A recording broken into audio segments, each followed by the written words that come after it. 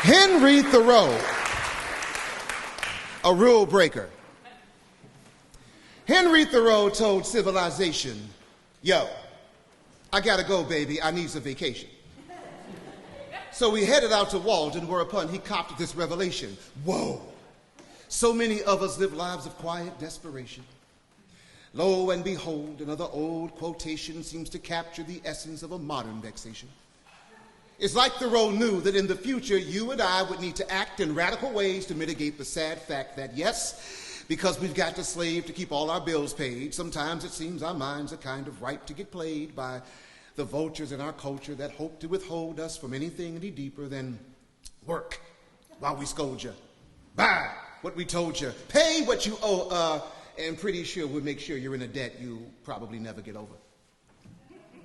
Treating human beings as if we're merely skin machines where the cash is, some profiteers, demographics, puppets made of plastic who are molded and then mastered, stretched thin as thread till we're bled dead into caskets. Yes, we try to contrast it by coming off sarcastic, hating the situation we face, and we find it is so drastic, so many of us huff and puff and snort and smoke and drink all kinds of stuff to get blasted, hoping to deaden the pain remaining from our constantly kicked asses.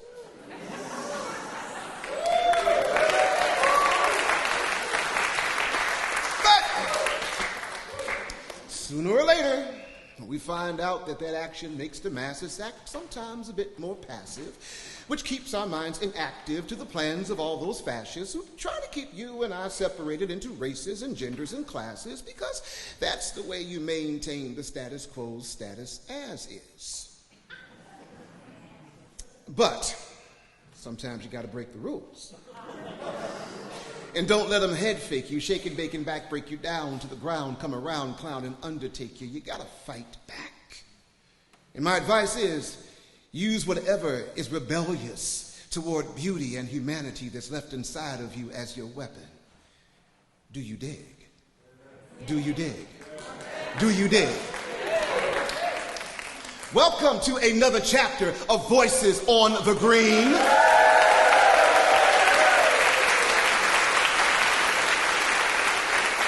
This is a night where we receive and give the gift of story and community. And as you've heard, we also receive and give the gift of music. Laying down the sounds as you came in tonight, give it up for Mr. Ken Karnofsky. Where are you, Ken? He's around here somewhere. There he is. Thank you. Now, per usual, we do have a main musical guest, and we will introduce her in a bit. But tonight, we have a mixture of tellers of various levels of experience in speaking in front of crowds. So some of these stories you will hear will be told for the very first time. So if you will please be welcoming and encouraging to every storyteller that comes up here, that would be great. In fact, let's practice that now.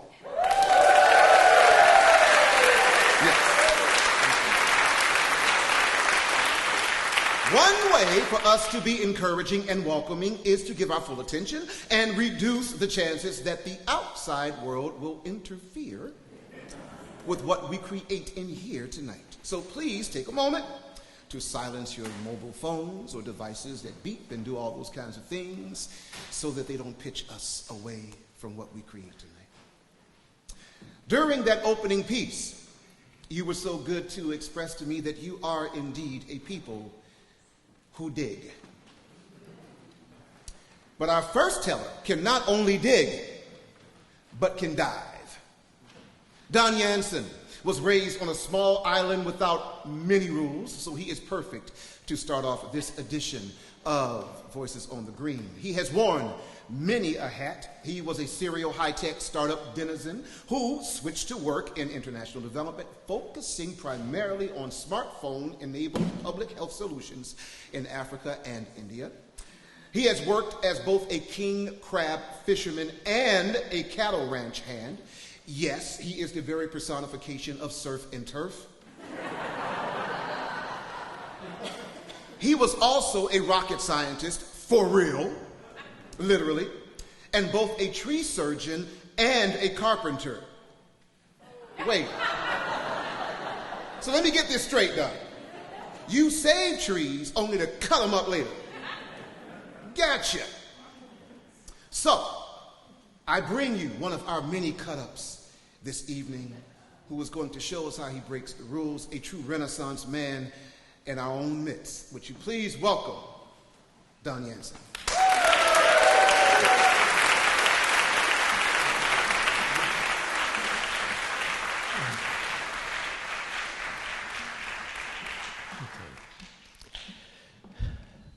When I was a young man, I loved adventure and hated rules. So when a friend of mine asked me one day, would I like to go night diving for lobsters? I said, well, sounds interesting, but why at night? And he said, well, it's illegal and we don't want to get caught. So I said, I'm in. So one Friday evening in mid-July, we headed up to Rockport to his favorite cove and parked near a bunch of bushes that sort of hid the cove, changed into our wetsuits, got our masks, had flashlights in waterproof baggies, headed down to the beach, went into the water, and as soon as we looked below the surface, lobsters were everywhere. They come out at night to feed. That's why it's illegal. So it was easy pickings. We filled our bag of enough lobsters for a nice lobster feed and headed for shore. Now, the only tricky part of this was getting out of the water with the lobsters and not being seen. So Jim's plan, which had worked many times for him, was to throw the bag of lobsters down near the water amongst some rocks, go up, change. Then one guy would go down to the water, get the lobsters. The other guy would drive the car right by this little passage in the beach, in the bushes, and stop. The guy with the lobsters would jump in the car. We'd beat it out of Rockport. No one was the wiser. So we did this 2 or 3 times, and it was great. And then I mentioned it to a friend of mine, Marshall, who loved to do things on the shady side also. And he said, I want to come.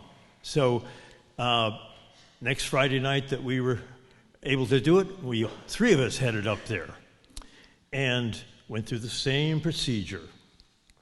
Got on our wetsuits, went out there. It was kind of a stormy night that night, and we were tossed around. We didn't get as many lobsters, but we got a few, and finally we headed in, placed the bag down near the water, went up and changed. I got into the car, was the driver. We sent Marshall down through the bushes to get the lobsters. So we watched as soon as he went through the bushes. I started the car slowly to drive to the place where Marshall would come out.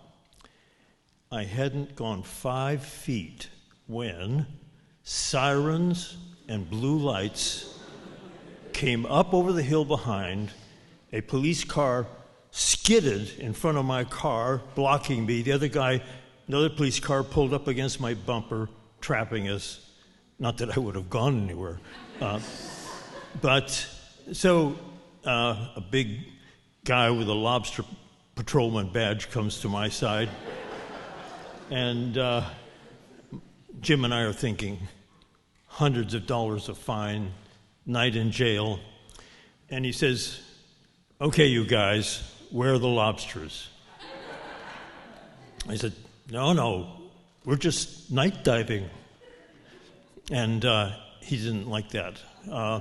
So he said, I want to look in your car.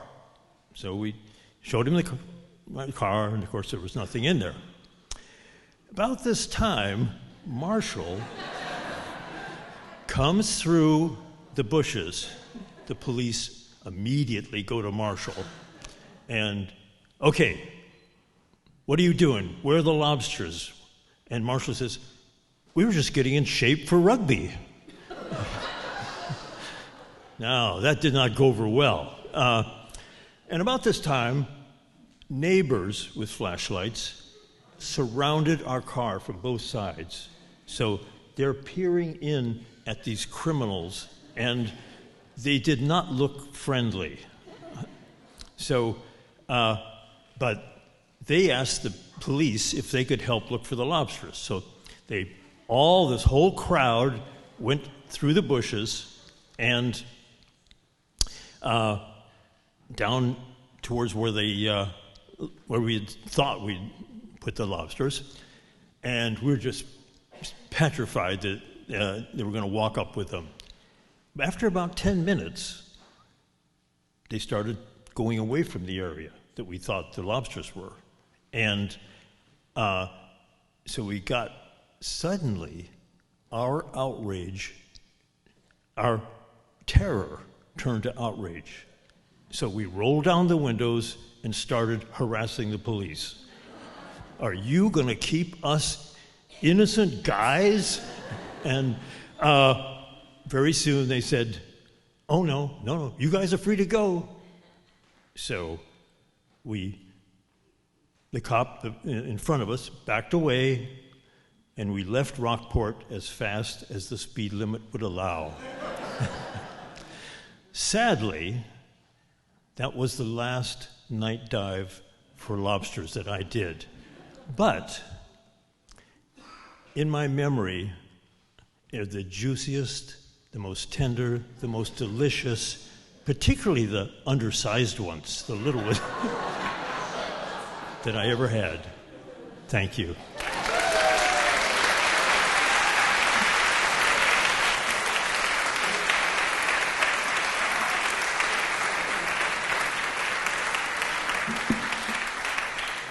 In addition to all that Don has accomplished, he still found time to fulfill that time-honored dream of every parent when he quit college for a year, ran off to L.A., and joined a folk band. Band? We don't need no stinking band. The next performer needs none, even though she performs with them at various times. She is an artist with a style that feels entirely one of a kind, charming, charismatic, breathtaking to listen to, enlightens us with beautifully poetic lyrics, and is a shining star in a stagnant musical industry. These are just some of the observations and accolades many in the press have given Jody Heights. Jody hails from Boston, that other famous Massachusetts, almost as important as Lexington town. She has received multiple degrees in music, including a master's in music from New England Conservatory, so she knows how to play and how to sing, but she does more than that. In my opinion, Jody's music ennobles the listener, and it is a force for good. Her brilliant lyrics plumb the depths of everyday life, the way some folks plumb the depth of the ocean for lobsters. Her songs find the soft, tender, sweet meat hiding in the hard shell that can sometimes be human existence. Through her compositions, Jody musically invokes urgent concerns like climate change, the pandemic, and the growing wealth gap. Her latest release, Nocturne, she explores the relationship that we as a species have to this phenomenon that we call night. Jody's music exemplifies what we wish to do here at Voices on the Green, and that is to engage, entertain, affect, educate, and elevate the listener. So please, be ennobled by listening to Jody Heights.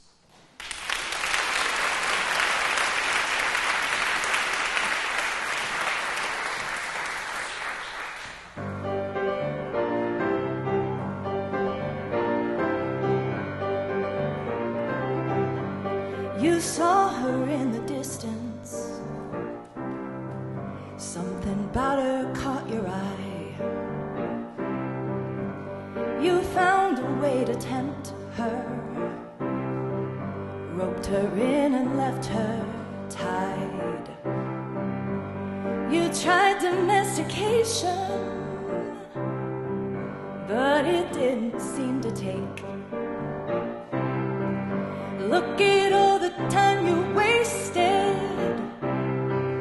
and she only stayed the same. You can't blame her, you won't change her. Try to tame her and you'll understand that she is a wild woman.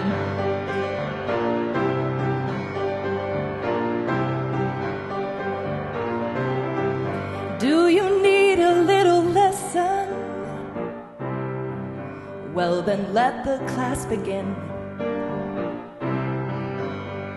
Don't try to confine her. Can't corral her spirit in. This lady loves her freedom. So if you want to get somewhere, she's not easily broken. It's best to handle her with care. You can't blame her, you won't change her. Try to tame her and you'll understand that she is a wild woman.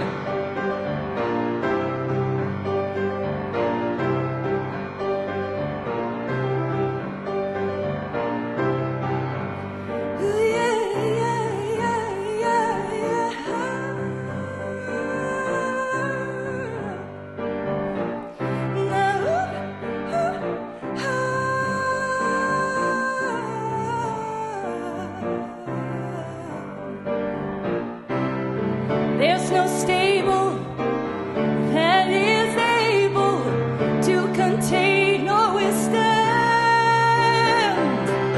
the strength of a wild woman. Wild, wild, wild woman.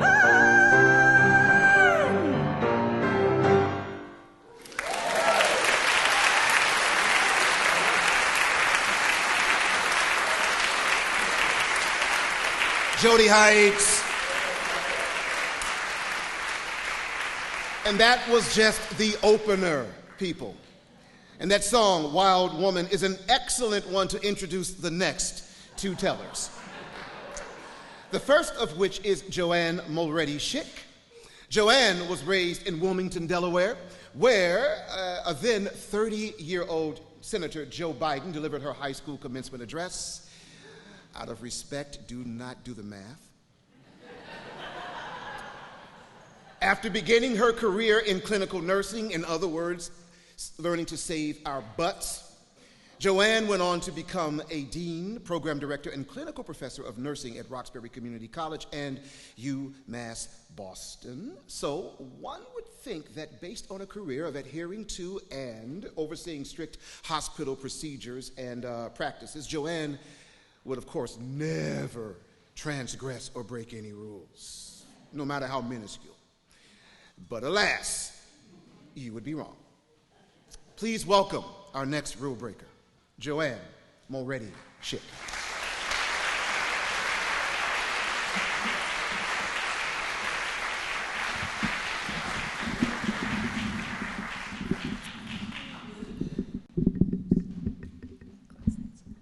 Okay, great. Back in the mid-1970s, when I was in college, I'm going to give away my age no matter what, Reggie. So, back in the mid-1970s, when I was in college, oh gosh, that's really something. All right, I'm going to just turn around a second. Just give me one more minute. Okay. Of course. Okay. Whoa, all right, I'm good now. I'm really good. Okay, back in the 1970s when I was in college, the legal drinking age varied from state to state. Some of you might remember that. In Delaware, where I was, it was 20, and in Pennsylvania, it was 21, and in New Jersey, it was 18, making the New Jersey bars and music venues a magnet for college-age students like myself. So in 1976, July 4th weekend, bicentennial weekend, my college friends and I decide to go to Asbury Park, New Jersey, to the boardwalk, to the Stone Pony Music Club, to see this up-and-coming band, Southside Johnny and the Asbury Jukes. And my friend Marty, who was with us at the time and from the area, said that the local buzz was that Bruce might show up later in the evening. Need I add a last name? So we were really excited. So we get to the front door of the Stone Pony and get carded, and we find out that these bouncers are not to be messed with. My friend Darcy had forgotten her ID, and these bouncers, no way, no way, no way, were going to let her in. So Darcy and her friend Jay abandon their hopes of seeing Southside Johnny and decide to spend the rest of the evening on the Asbury Park boardwalk. Very packed July 4th weekend. I was definitely disappointed, but I headed in to that club with my the guys, and we land a table within 10 feet of the stage. And this is a really intimate music venue, smaller than the size of this room right here.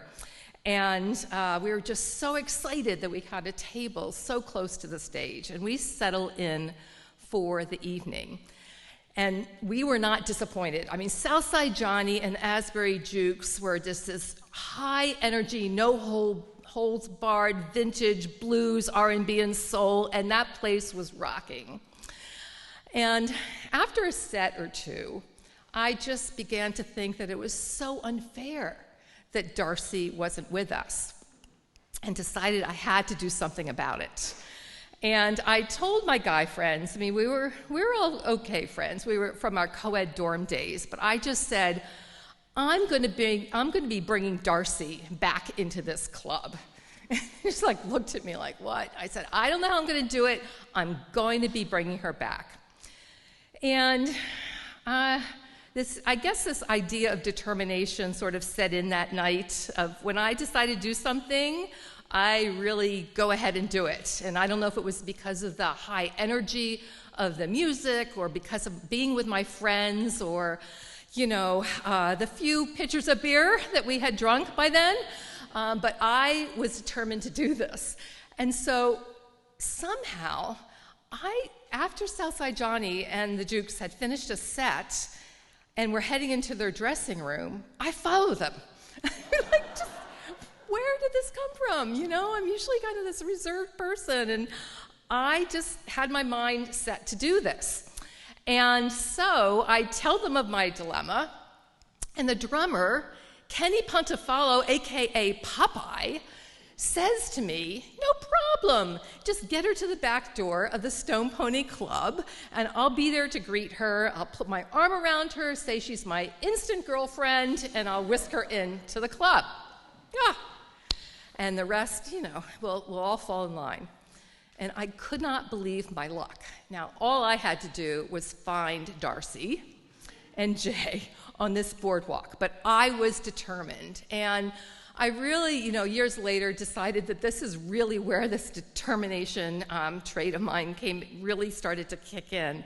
Another example was when I lost my contact lens on my parents' front lawn coming in late one night from college when I was visiting. And back then, you had one pair of lenses. They were hard contact lenses. They were non-disposable contact lenses, and they were expensive. So by darn, that next morning, I found that contact lens in that morass of grass. No problem. And years later, as program director at Roxbury Community College, I made sure that program got its first national accreditation. My Badger qualities just kicked in. So that night, I was determined, but you gotta remember, this boardwalk, I was gonna come back with Darcy, and no bouncer bodies or front door rules were gonna stop me. But this boardwalk was 1.5 miles long. It was late at night, dark, some lights, very, very packed. And no cell phones, right? So I wend my way through all the little shops and the eateries, and I just keep going, and I didn't think I was ever going to find them. And somehow I found them in the back of this pinball arcade. I couldn't believe it. So I grabbed Darcy's arm, I told her to grab Jay's, I told them of our plan as we pushed our way through the crowds, and soon we were knocking on the back door of the Stone Pony Club. And Popeye opens the door, embraces Darcy, just whisks her in, and Jay and I are able to go around to the front, and we were all together in our seats listening to the last sets of Southside Johnny and the Asbury Jukes. And I was just so happy that I decided to break those rules to get my friend into the club, because it was such a perfect evening. And then we're at about 12:30 when everything's winding down, we're about ready to leave. And in walks Clarence Clemens with his sax and Bruce. And they jam with the Jukes and Johnny until the early morning hours. It was just the most perfect evening. And you know, that summer of '76 really put the Stone Pony, the Asbury Park Boardwalk, and Southside Johnny and the Jukes on the national map, and Bruce was just beginning his ascent, and the members of the E Street Band and the Jukes went back and forth through the years as band members, and the rest is really history. 50 years later, the Stone Pony is celebrating its 50th anniversary this year, and I'd break the rules again any day, because my friend Darcy, 50 years later, is a dear lifelong friend. Thank you.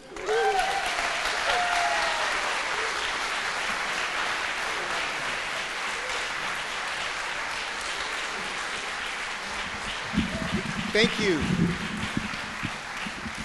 Thank you so much, JoAnn, for sharing that with us. You might have noticed that I'm not usually dressed in the normal way I would dress for Voices on the Green. Some folks have commented on that. You know, remember when I said my wife says I typically dress like I'm somewhere between a leprechaun and a pimp? Right?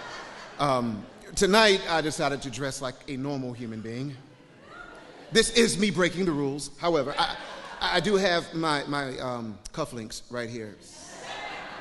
Just close to my heart. I love that story because I'm a performer as well. And I love that story about seeing these iconic bands, right? Folks who don't have the name yet, and then you see them, and then they're there, and they're just big as life, even though they're just right like 10 feet in front of you. And, you know, being a person who's been involved in several musical endeavors, I do have to say, I do find it difficult to believe that anybody would buy that the drummer had a girlfriend. But okay, statistically, it had to happen. Our next and last teller of this half of Voices on the Green is Valerie Overton. Valerie is a lifelong civil rights and social justice activist and is, in my opinion, one of the civic fixtures here in Lexington, always calling us to live our ethics of good citizenship. But every now and again, Valerie gets the overwhelming urge to try the flying trapeze.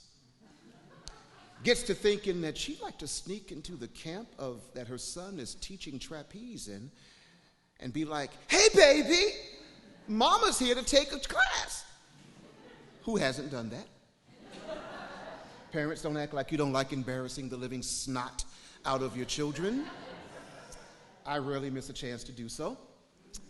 In addition to Valerie's full-time work in public health, another woman saving our butts, Valerie co-chairs Lex Pride, who is our community partner for this edition of Voices on the Green. We'll tell you more about that later. But Valerie enjoys parenting her son and chosen daughter. You enjoy parenting?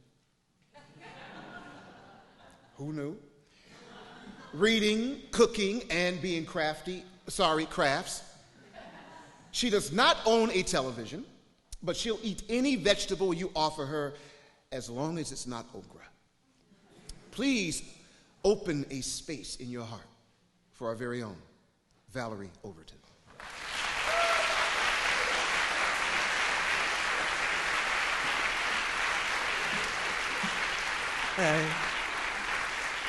Thank you, Reggie. And how about Reggie O'Hara Gibson? Is he fabulous or what?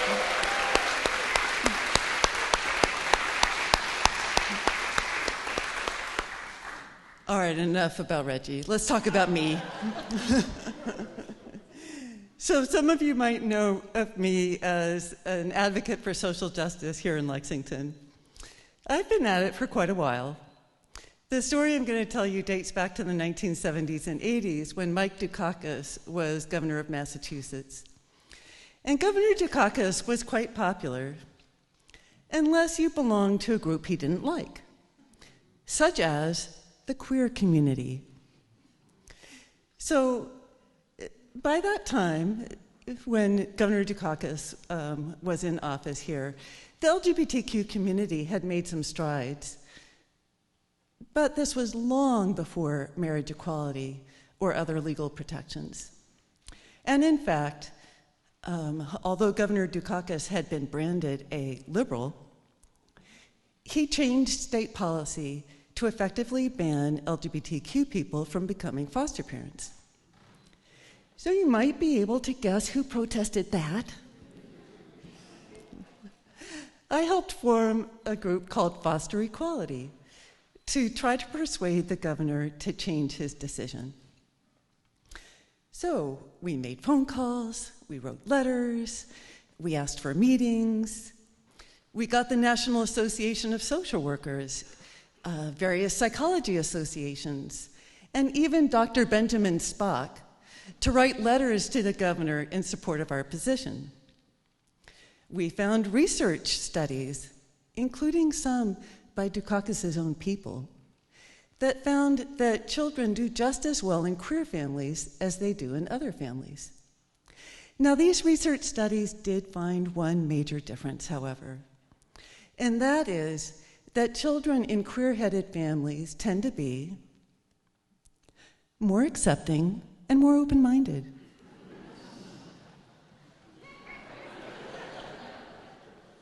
Do we really want that? Despite all of this, Governor Dukakis continued to refuse to even acknowledge our existence. So we decided to start attending his events in the hopes of speaking, ever so politely, to him and to his staff and to his supporters. To no avail. After more than a year of advocacy, we decided to stage a sit-in outside Governor Dukakis' office in the State House. We knew there was a possibility of arrest, and so we planned very seriously. Because at that time, and still to this day in some places, queer people are at risk of assault and abuse while in police custody or in jail, especially if you were transgender or a person of color. So we took this very seriously. When the day came for us to sit in, we made our usual polite request for a meeting with the governor.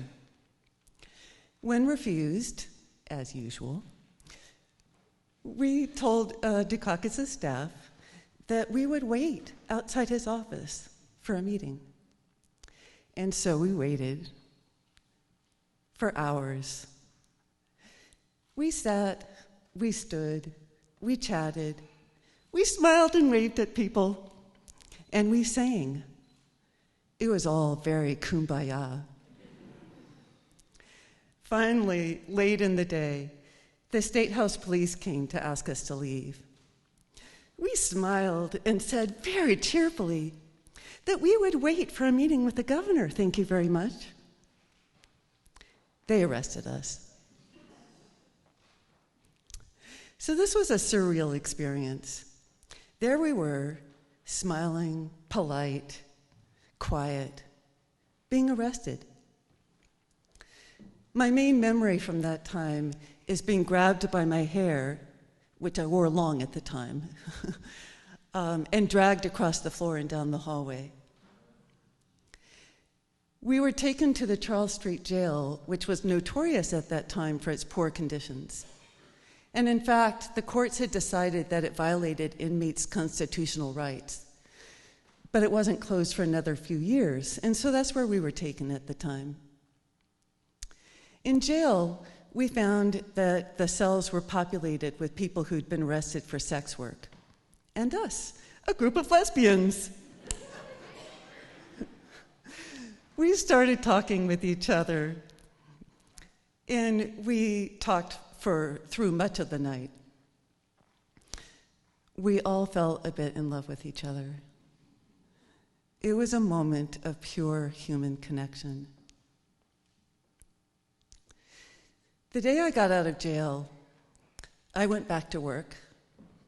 So I had been in jail, and I had not seen the TV news, and did not know that my face was among those featured in news stories about the arrests. And so began a period of homophobic harassment at work that would leave me in tears many a night.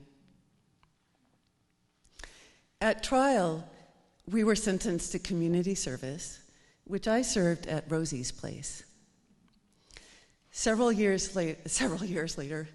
months later, I quit my job and I went to Nicaragua to help build schools, work in health clinics, teach hygiene, and do other kinds of public health activities.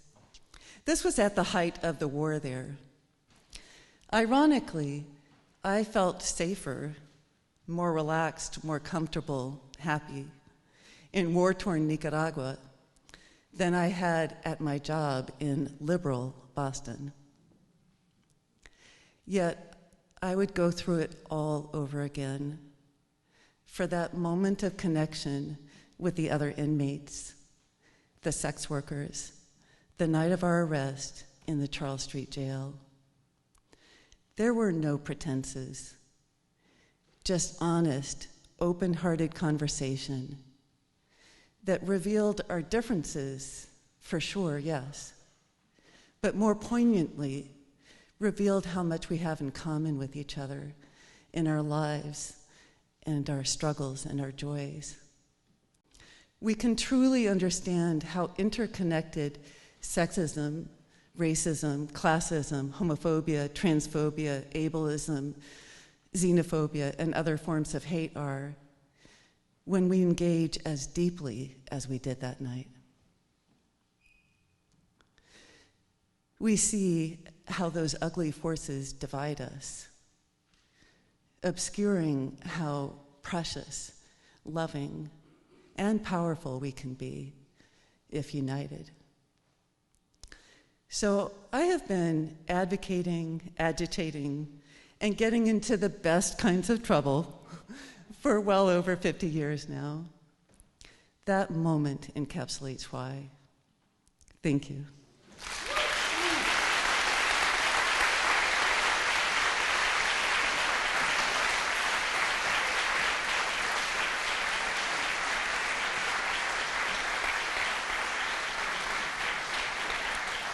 Thank you, Valerie. We, too, at Voices on the Green, like to get into good trouble, and that's why we always select a partner who we can get into good trouble with, an organization that shows us through example how we might be better to, for, and with one another. So to introduce our community sponsor, will you please welcome Voices on the Green's Exec Direct, Mr. David Rose.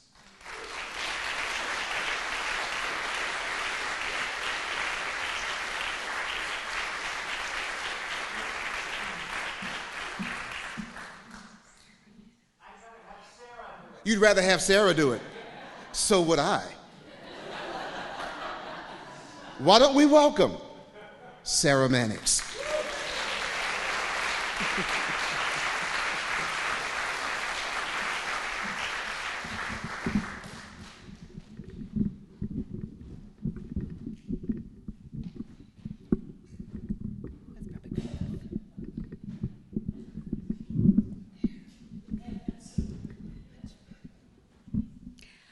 Thank you for coming this evening. One of the missions of Voices on the Green is community building. I think when you share your stories and your music with us, you help us understand each other just a little bit better. So thank you. We also want to learn about the good work that's being done in our community. Each show, we select a local nonprofit organization whose values are similar to our values. We promote them. Tonight, we celebrate them, and we share in the profits of the evening with them. We are so happy that Lex Pride is our partner for this evening. They'll have a table in Parish Hall during intermission, so please stop by and learn about some of the work that they're doing. Right now, I'd like to reintroduce Lex Pride co-founder and storyteller for this evening. Please welcome back Valerie Overton.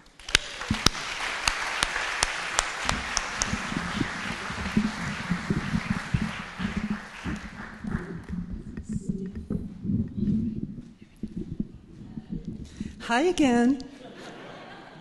I'm back. Now the question is, how many times am I going to come back?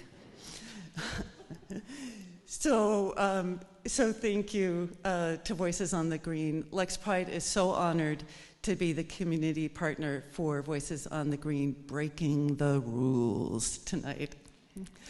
So Lex Pride is a local nonprofit organization that seeks to provide community and equity, inclusion, and justice for LGBTQ people and their allies in Lexington and surrounding areas. And we place a lot of emphasis on intersectionality because we recognize that LGBTQ people span all other demographics, whether it's race and ethnicity, whether it's disability, or any other kind of demographic trait. And we also firmly believe that no one is free until we are all free. And so we work with determination for inclusion and justice for all peoples. And we do that in a whole variety of ways. We provide social and support opportunities, and we do a lot of advocacy behind the scenes in schools and municipal government and the community. We provide training and education, and we partner with a variety of organizations. And so we are very open and welcoming. You all are welcome to join us at our events and celebrations, and you can learn more about us at the table in the hall. Thank you so much.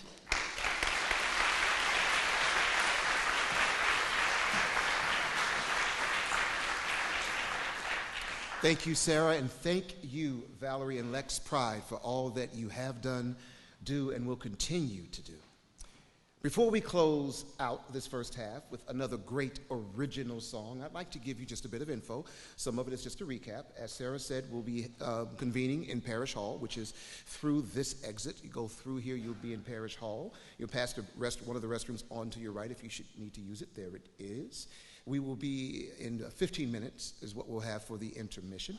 And in Parish Hall, what you'll find is you will be able to partake of snacks and drinks and speak with each other, we hope. Meet someone who you don't know. We hope you'll also speak with Valerie and Lex Pride and find out what they do and how you might be able to help.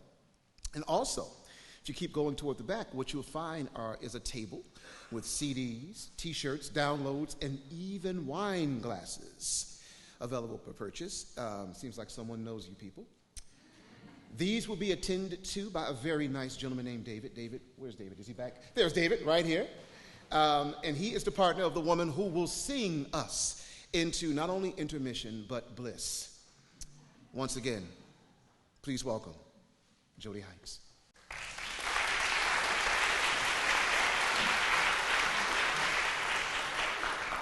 So this next song is really about our tendency as humans to put each other into boxes and easily understood categories. And I think that when we start to feel the container get a little too small, that's when our instinctual side starts to push for freedom, to break out of those boxes and say, I am multifaceted and multidimensional. There is so much more to me than just this one thing that you've picked to identify me by. So this is Please the Crowd.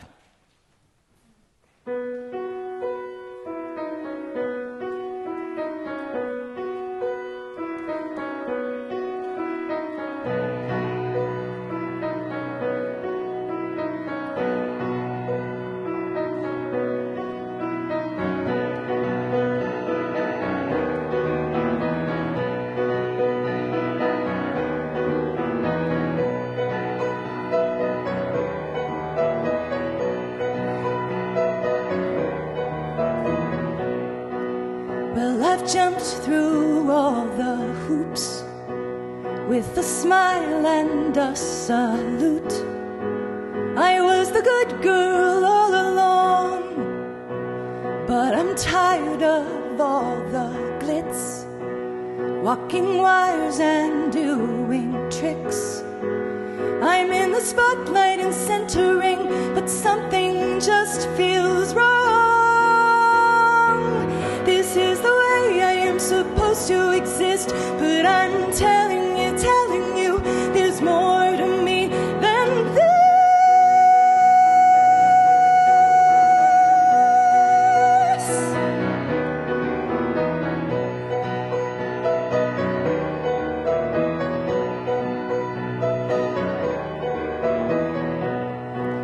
I'm completely uninspired, but I'm juggling with fire. Come on, come on, see me rain or shine. Hear the grandstand start to roar as I swallow down the sword. You want to see an illusionist, prepare to feast your eyes. This is the way I am supposed to exist, but I'm telling you, there's more to me than this.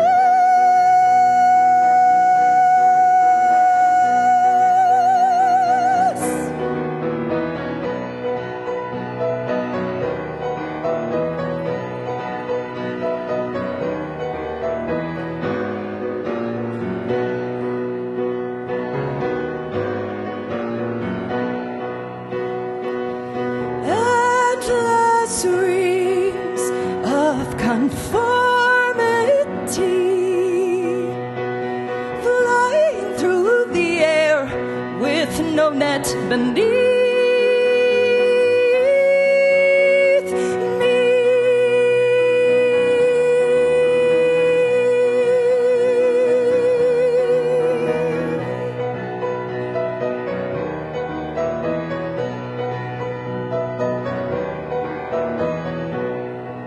Am I realizing too late? I'm contorted out of shape, bent over backwards to please the crowd. I'm supposed to entertain while the tent goes up in flames. I try to signal the ringmaster who's busy taking bows. This is the way I am supposed to exist, but I'm telling you, there's more to me than this.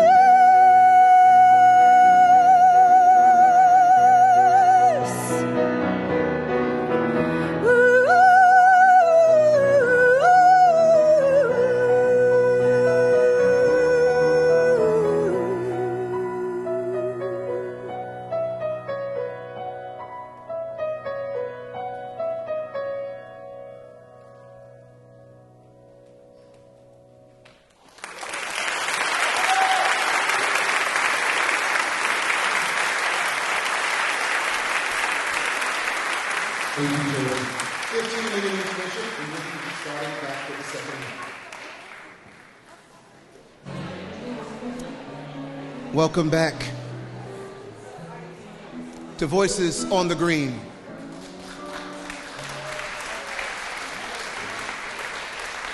Have you enjoyed what you've heard so far? Well, if you have, that has been partly because of Mr. Ken Karnofsky blessing our ears and the space tonight.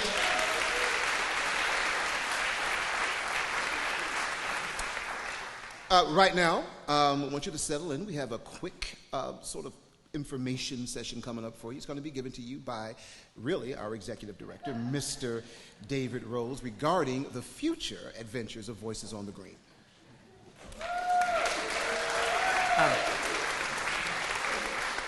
So just really quick, but I do have something exciting to announce. And it's not really breaking the rules, but it's bending them. In any case, some of you may be aware that next year the town of Lexington will be celebrating the 250th anniversary of something else on the green. And it'll, we think it's kind of neat. And there's a Lex 250 commission, and they're organizing events to celebrate this neat thing. And they asked if we would collaborate with them to have Voices on the Green be events that are part of that 250 celebration. So we'll be doing...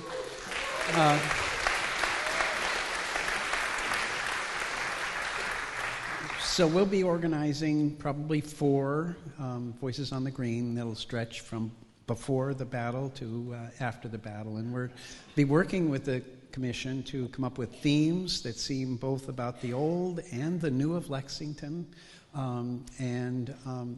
And they will be publicizing and working with us to make the events more grander and wonderful and whatever. And we're delighted to be working with them and to feel a part of the town in this way. And I just want to, Jane, is Jane Hanley here? Where is Jane? So she's the head of the Lex 250.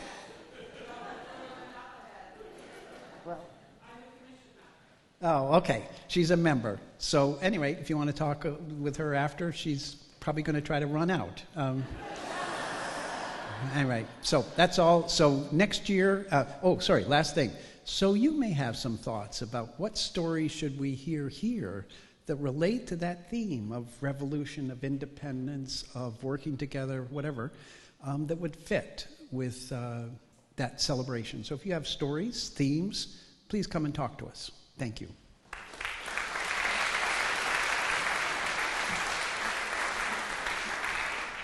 Thank you, David. Hopefully on break during the intermission, you got the chance to speak with members of Lex Pride. Also, perhaps, if you looked up, you got the chance to see some of the wonderful artwork, the photography of Barbara Aiello, who I believe is in the house. Barbara, are you here? Barbara's right over there. Wonderful stuff. Photographic, artistic. Please, please, please have a chance to look at that. And also, we hope you did like I did, which is to get a chance to buy one of Jody's recordings. See, Jody creates the kind of music that I need. I need this kind of stuff in times like these that demand more of me as a human being. Sometimes we just need to be exposed to something that makes us want to make the next step and take the next breath. In fact, why don't we do that? I want everybody at this moment just take a minute. Just breathe in.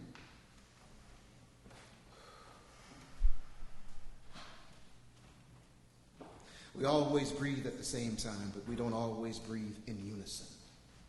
Let's just do that to acknowledge our shared humanity. With that, I want to introduce you again to the wonderful work and the thrilling humanity of Jody Heights.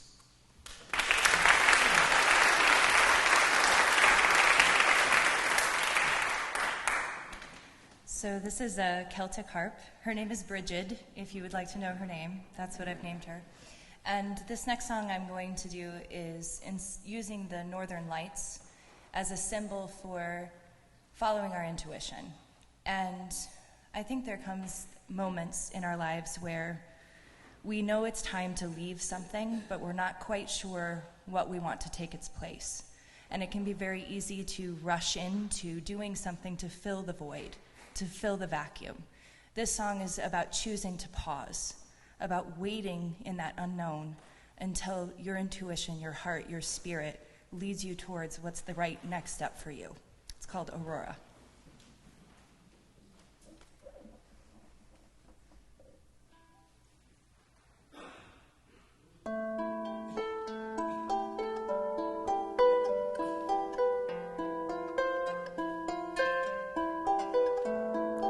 I've been wandering far and wide in this polar night, watching shadows come alive in this twilight.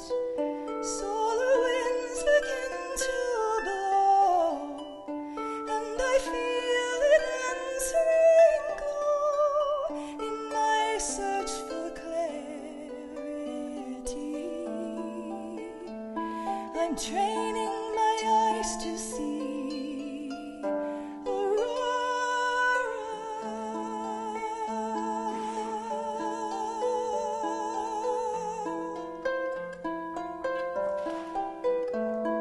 Suddenly the lights appear, gleaming soft and clear, radiance dancing in the dusk. I am awestruck, solar winds begin to blow, and I feel events ring low in my search for clarity. I'm training my eyes to see Aurora.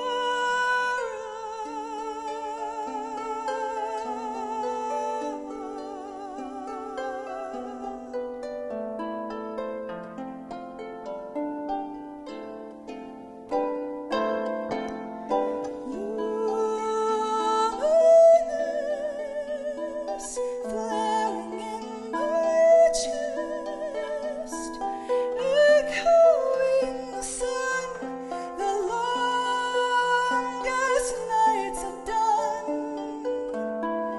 Colors gleam like the dawn, leading me along, following patterns in the sky, guided by light. Solar winds begin to blow, and I feel it answering glow in my search for clarity. I'm training my eyes to see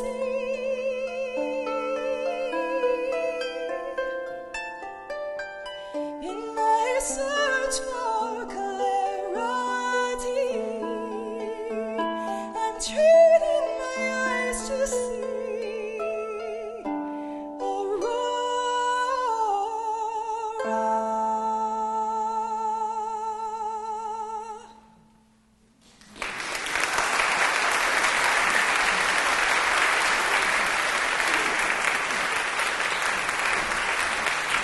Jody Heights.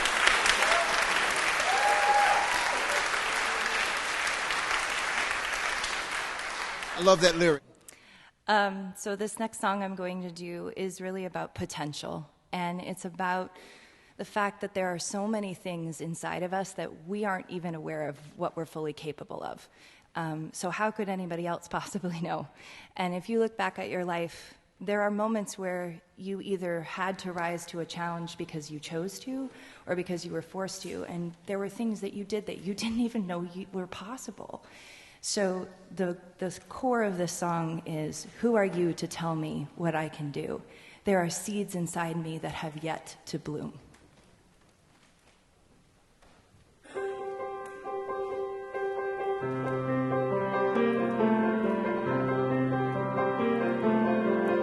There was a time when I was young, I scattered wishes on the fertile ground and hoped they would grow. And some sprang up so strong and tall, while others never even budded at all. Along came drought, wilting my plans and sowing fear and doubt, so nothing else could sprout. Who are you to tell me what I can do? There are seeds inside me that have yet to bloom.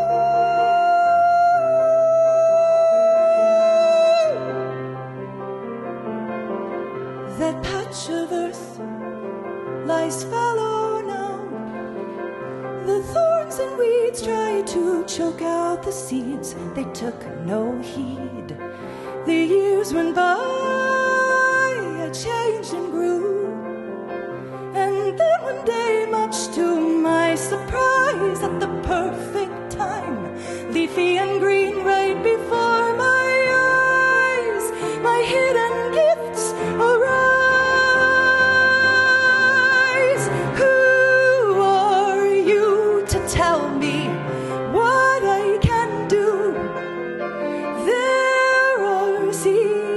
inside me that have yet to bloom. What else lies there asleep in the dark? Dormant purpose germinate in my heart.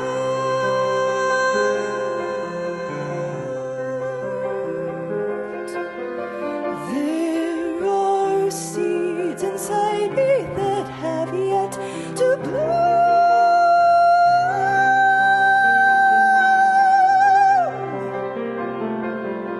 There was a time when I was young.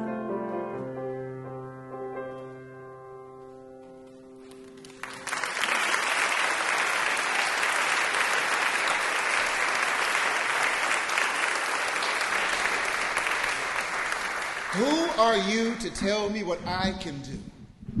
There are seeds inside me that have yet to bloom. Thank you, Jody, for those lyrics, and thank you, Emmeline, for the courage to tell that story that demands better of us as a community. Our next teller, Russ Tanner, was loosely raised in the Unitarian Church.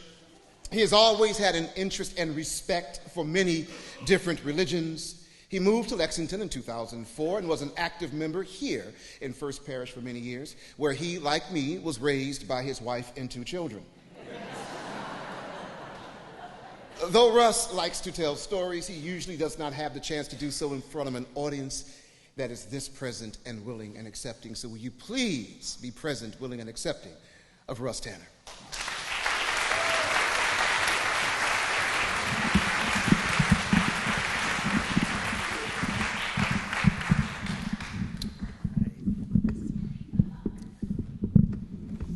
Yeah, we'll need a few more inches there. It's getting there. It's coming. There we go. Okay, that's good. That's good. Okay. I can even step back a touch.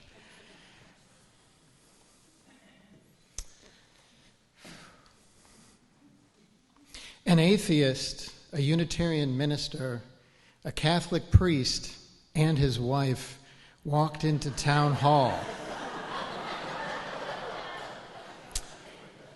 That sounds like a joke, but it's a true story. In 1990, my wife and I moved from Cambridge to a town south of Boston that was very close to both of our jobs and was very affordable. We were able to buy a nice house, walking distance to town, had room for a garden, it was in a nice neighborhood. And you know, we moved into that town not knowing a soul. Well, several years later, we had 2 small children, and we'd met a few friends, made a few friends. And one of them was Leah, a lifelong resident of the town. And she, when she was a young social worker, she had met and fallen in love with a Catholic priest. Paul, her husband, told me that he knew that he would be immediately stripped of his right to perform Catholic services as soon as they were married. But he told me that he is still a Catholic priest and that he was definitely still doing the work of God. Well, by then, my wife and I realized that the town was a rather parochial and insular place. It was dominated by multi-generational townies. And we were definitely not townies. We were outsiders, or as the locals might say, newcomers. But Leah was a rebel. And she organized a little group. She got a little group together in town to oppose an anti-gay marriage bill that the state rep had sponsored in the state legislature. And in that group, I met Kathy, a Unitarian minister who got very involved in the group, and we were surprisingly successful. We helped convince that state rep to withdraw his sponsorship, and that nasty anti-gay bill never advanced in the legislature.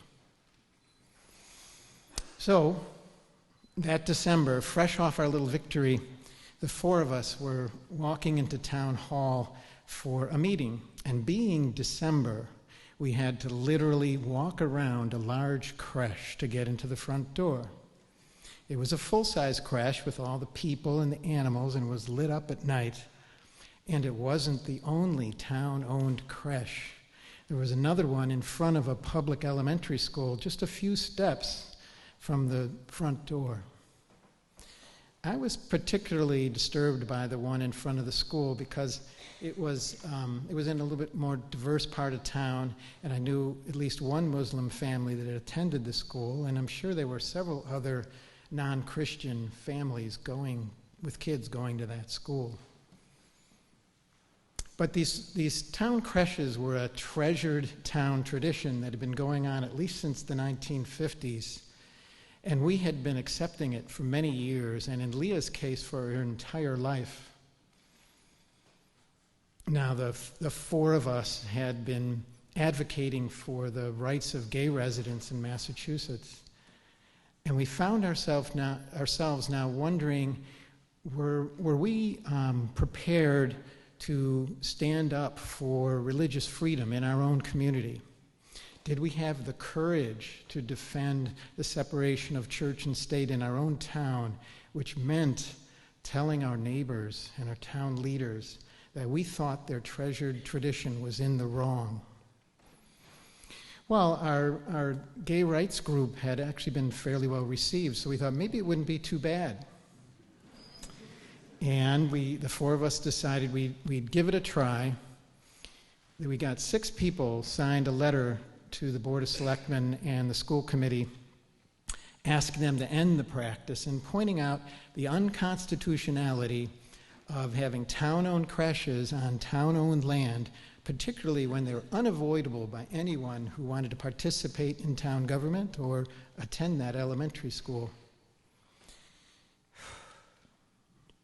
Well, nothing happened, nothing changed that December, of course. And a year later, the 2 creches went up as usual. So the following summer, I contacted the ACLU and asked them if they might be able to help. And by that fall, the ACLU was representing me and Kathy and Paul and Leah in our dispute with the town. Another letter went to the Board of Selectmen and the school committee. And the selectmen, fortunately, very quickly acknowledged that they were in the wrong. They gave away the creche to a group of town residents who painted it and fixed it up. And that December, they were able to place it on a portion of the town common that had been designated a free speech zone. They even had a little unveiling event that was modestly attended. And it seemed to me that many people in town were very pleased that the creche had been fixed up and had a new home with private sponsorship. That was our little kumbaya moment. But unfortunately, the school committee did not back down. The creche went up in front of the school, as it always had that year. We decided not to take the matter to court, but that's when things deteriorated. Kathy, our spokesperson, had her house graffitied and egged multiple times. I was confronted with "Dan ACLU" on the street and a lot of hard stares and some choice words at the coffee shop. And Leah, lifelong townie, I'm sure took a lot of grief from many people she knew, and maybe including some of her family. But she was not at all surprised. Now, for myself, I was not worried about the situation for me, but I became upset at how it affected my family. It seemed that even fewer people were willing to be nice, to be friendly with us. There were no trick-or-treaters coming to our house that fall. And then our daughter was denied admission to the Girl Scouts, which I think really broke her heart. Our son was whittled down basically to one friend in the school. We weren't just feeling like outsiders at that point. We were beginning to feel like outcasts. So later that year, the ACLU did file suit against the school committee, and the committee eventually settled, and there was no more creche in front of the elementary school. But by that time, despite having made some good friends in the town, my wife and I realized that the town was no longer feeling like our home. After all, we had broken the town's rules, and I had put our names on it.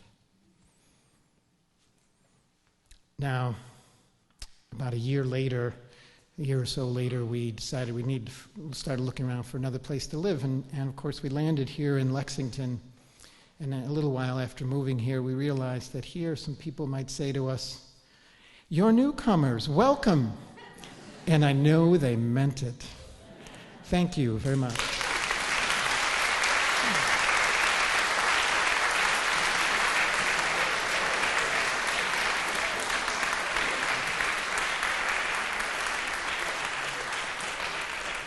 Thank you, Russ. I often joke that Lexington is a place where you can say, "I've lived here 40 years, and folks will say, "Welcome to the neighborhood." I love the irony of Russ's story, where he, in a church, comes to remind us that freedom of religion also demands freedom from religion. That often the idea of being held to constitutional scrutiny is not the default position of so many of our citizenry.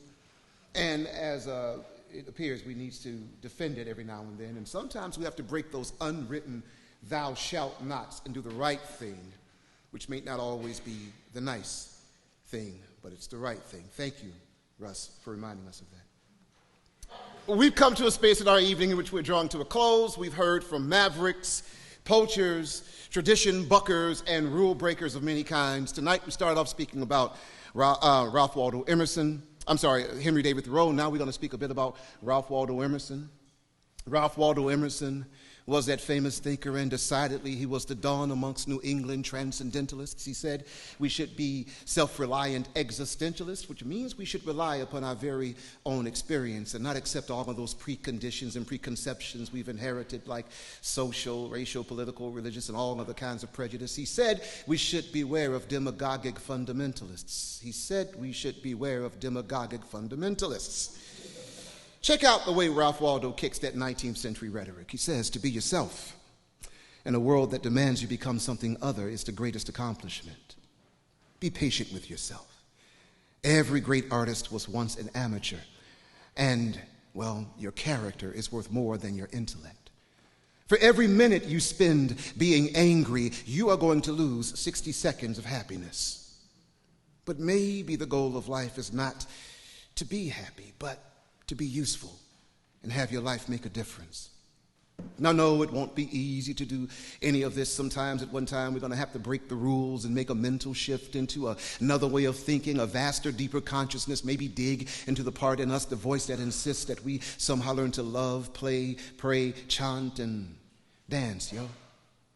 Sometimes we got to break the rules and take a chance on becoming something more than we've been taught we can be. I'm talking real human beings, not these human bling things. Yes, the world can be an enemy whose mission be to empty you of empathy, intelligence, and energy, come around and destroy whatever joy you got left, beat you down, make you want to give up your last breath. But don't let them head fake you, shake and bake and back break you down to the ground, come around, clown and undertake you. Break the rules, people, and fight back.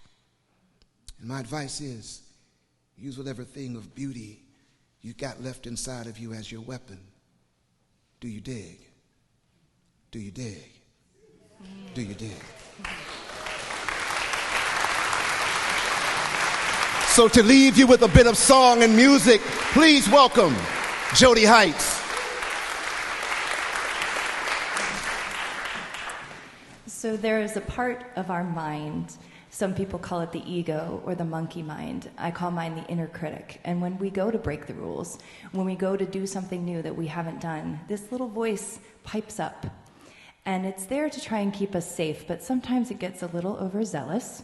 So some people think of it as very monstrous and scary. I decided to make mine more of an anal retentive office manager. She's very organized. She's really good at what she does. She's trying to keep you safe, and she doesn't know why you're angry. So this is Inner Critic. Thanks for having me tonight.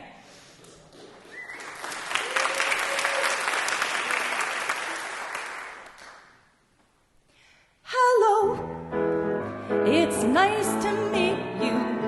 I am your inner critic. I'm here to tell you all the things you should have done. I don't have many talents. I'm only here to save you from all the things your parents told you you'd become if you didn't study. Think of me as your buddy. Give me a chance, I can scare off the pants of anyone that I meet. Don't make a move unless I can approve and guarantee you'll succeed. I'm only being helpful. I don't know why you're angry. I only told you that you're worthless and unloved. Who told you you could do that?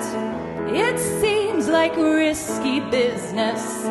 Let me just show you all the things that could go wrong. Let's imagine bedlam. There you go, you're welcome. Failure is probable, don't be impossible. Let me save you time. Don't bother trying, you might end up dying. Skip the uphill climb.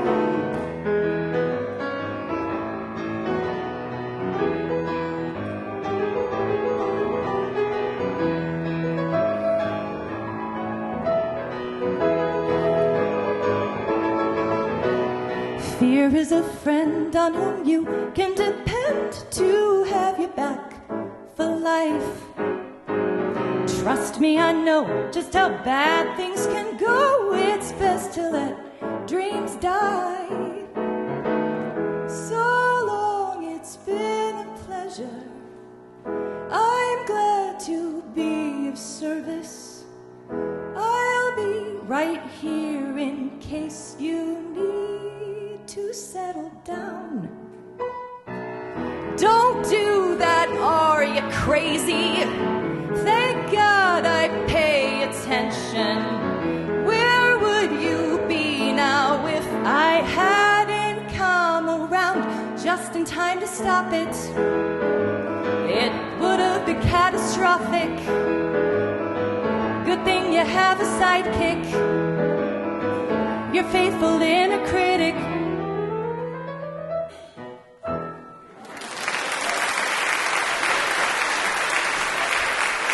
Jody Heights, everyone. Keep that going. We want to bring the storytellers back to the stage. Let's see Don Yansen. Keep it going. JoAnn Multready-Shick. Come on up, come on up, come on up, come on up. Emmeline, Valerie, Jody, please. Ken, if you would not mind. AJ, or RJ, if you would come up. And also, we'd like to thank all of the people that make voices happen. David, Deborah, Susan, Sarah, Liz, Deb Weiner, Scott, Amy, Andreas, Drew, Sophia, Ben Song, and Ruth Rose. Thank you for being here and for all the help you've given. And please, will you keep that going? We'd like to bring up the person who always sends us into the night with a blessing, Reverend Ann Mason.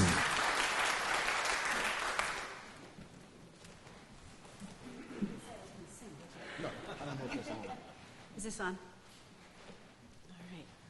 All right. Okay, we're good. So what an amazing night. I want to say thank you to all of you for being here. Thank you to our performers, the people that work backstage, and to each one of us for creating a community which is not run by rules, but run by relationship. In every story that I heard, it was the relationships, whether it was lobster fishermen or whether it was people in a high school that were standing up for each other. That we, as a Unitarian Universalist congregation, are heretics. We have broken rules from the beginning. That's why we exist. We were told we had to be a certain way, and we said, no, let's try it this way.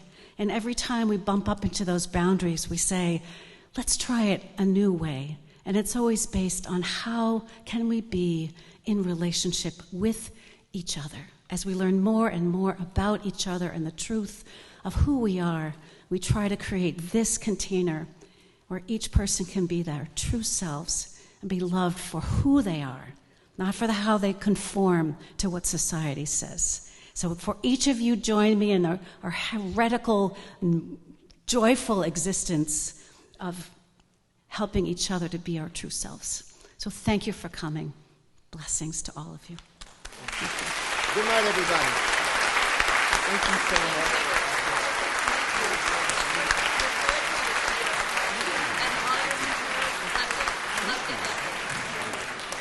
Yeah, don't we? We're going to go.